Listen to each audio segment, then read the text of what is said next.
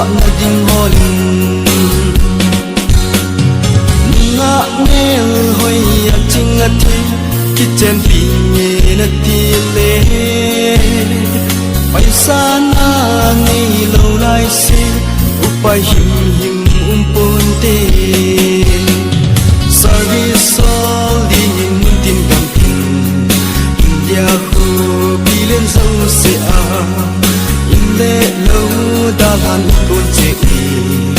an qua ki lol va na ding holin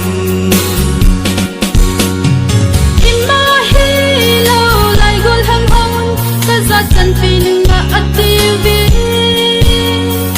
Milen milal ahang hitin Sadang nunga bo ahel ui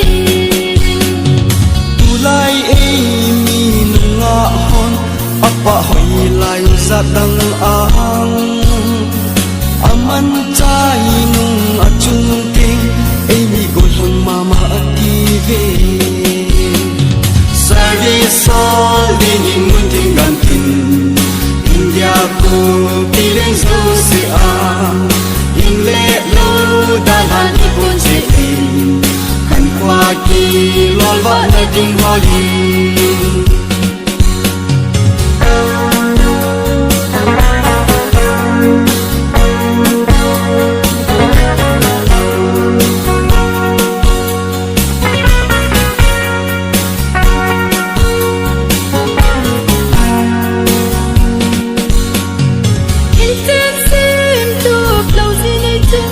Asalai khoi hatte de lo se te ton ko amute ti khen nan vai hom tan te sarkar na to jing hin na hilo pathin ape talen chu mangcha thi ma kun chu pa mi so te ya in chen ding service all din munting gantin India ko piling so se a inle lo dalan ipon se kan kwa ki lol va na ding holin mita se mi zong mi zelva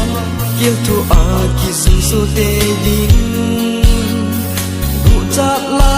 chat ti lo adang ama ding bol ding pon te service all ding munting gantin arat ko piling zo se a inle lo dalan ipon che an kwa ki lol va na ding holin